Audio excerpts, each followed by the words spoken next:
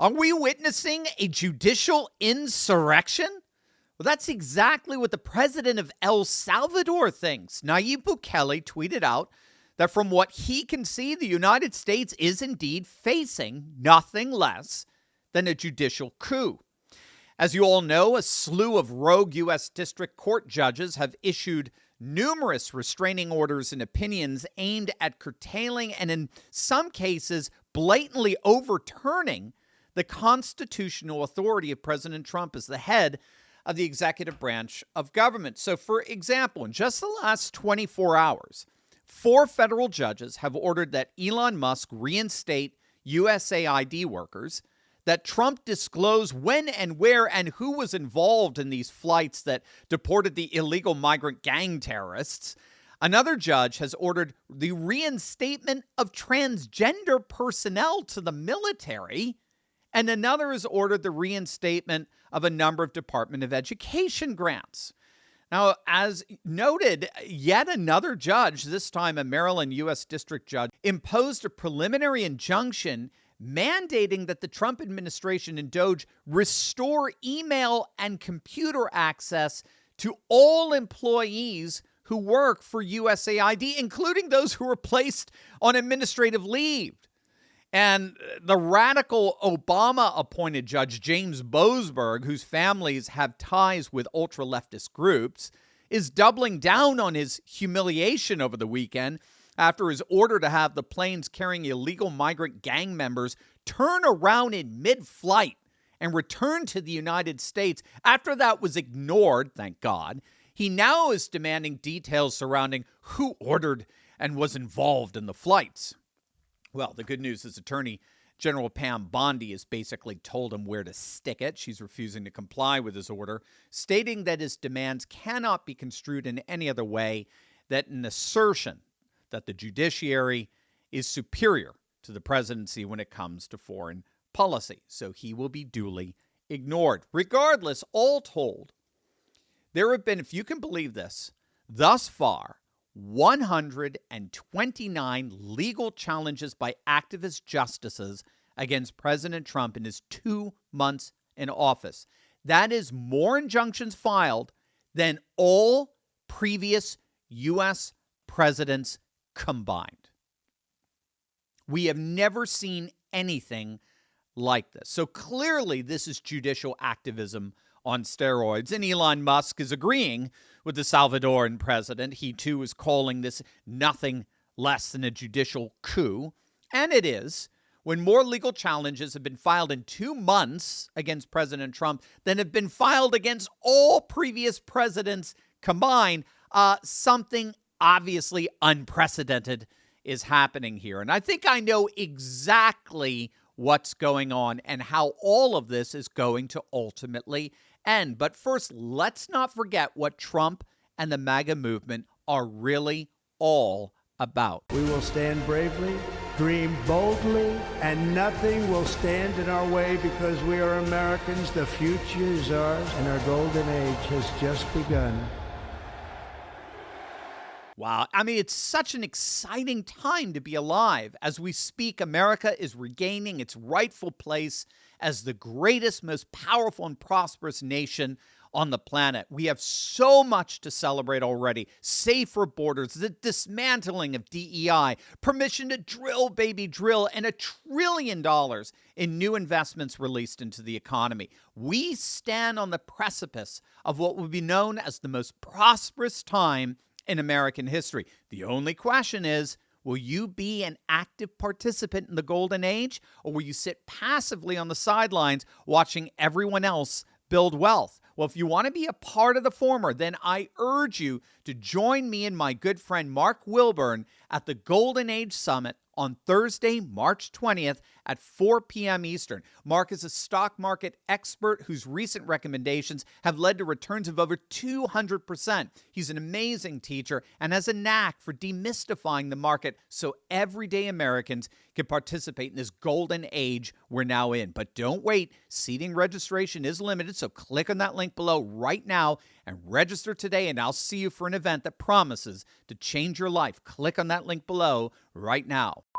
Larry Schweikert has a very good thread on X on what he thinks is really going on here. And the gist of it is that as Trump has been absolutely crushing the Democrats week after week over the last 2 months, with the Democrats literally having no way of stopping him, they finally figured out how, at the very least, they can slow Trump down. And that's what these judicial activists, these obvious Democrat operatives disguised as judges, are doing. And Larry points out that these judges basically have two goals. The first would be to stop what Trump is doing, at least to an extent. But also, and this is key, secondly, they want to tie up the DOJ's lawyers writing counterbriefs so they cannot aggressively go after all the criminals in the swamp, particularly in the former Biden administration. And I think that that was an absolutely brilliant observation on Larry's part. This isn't just about trying to stop Trump from dismantling the administrative and deep state. It's about stopping Trump from holding them accountable, bringing the swamp creatures to justice. And to that end, they're tying up the Justice Department staff, who are now absorbed 24/7 with researching and countering and writing up against these judges. What's making it all particularly complicated is that these rulings are not subject to one sweeping ruling from the Supreme Court. Every ruling entails different constitutional issues about the presidency, about different congressional acts, about the nature of DOJ, about the Department of Education and the like. And so the goal here has been to keep the Justice Department so occupied fighting these judicial fiats that they can't focus on putting together criminal cases against the freaking Democrats. And I think Larry is just spot on with that. Now, again, Larry's pointed out that Trump is playing the long game here. It does look like people like Stephen Miller were absolutely expecting this judicial coup, and they've been preparing for it.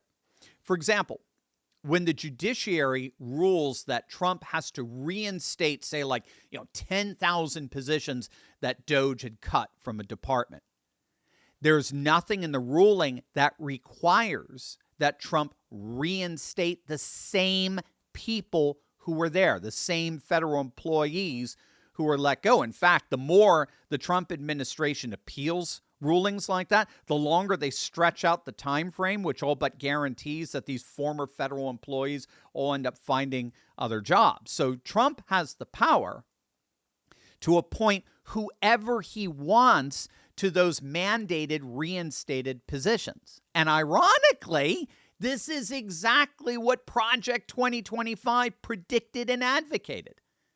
Get rid of all of these Democrat federal employees, and then when the government comes in and says, no, you got to reinstate those positions, say, no problem, and then you replace them all, every single one of them, with MAGA loyalists.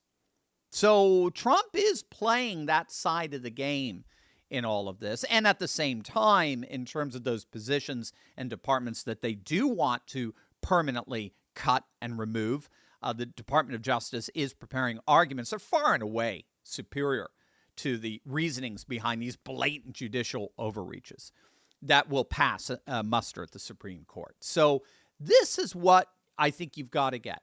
In the end, either way, we win. That's Larry's conclusion.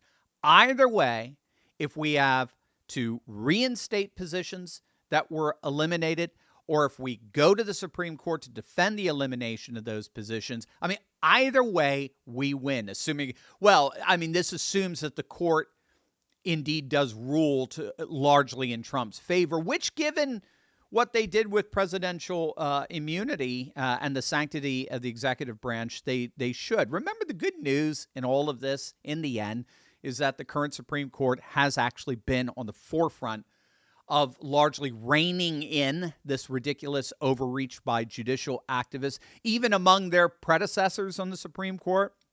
We've seen it with their rulings protecting Second Amendment. We saw it with the overturning of Roe v. Wade, which was a complete constitutional farce that the majority opinion from Alito recognized. They've been instrumental in restoring states' rights and return to federalism. So the court should eventually overturn all this and defend the sovereignty of the executive branch. But this does appear to be the Democrats' only option at the moment. To just try to slow Trump down. Otherwise, in terms of congressional Democrats, they've literally got nothing. So they're turning to what Democrats always turn to. They turn to their left-wing advocates in the judiciary. Now, in the meantime, Larry is one of many who are advocating the notion of defunding these rogue judges. It takes a supermajority to impeach them, but only a simple majority to defund them. And that's exactly what Congress ought to be doing right now. After all, they at least in part contributed to this mess, to this judicial absurdity by refusing to do their part in holding these rogue judges accountable over the last several decades as these judges just began to centralize more and more power from the bench. It's not just the Supreme Court that's been derelict in its duties to rein in these rogue judges over the past decades. It's Congress as well. So let's do what we can to encourage our congressmen to make up for that and vote to defund these activist judges. Hit them where it hurts. Hit them in the wallet. Make these decisions boomerang on them. All the while, Trump's team does multiple end runs, guaranteeing that in the end, either way, we win.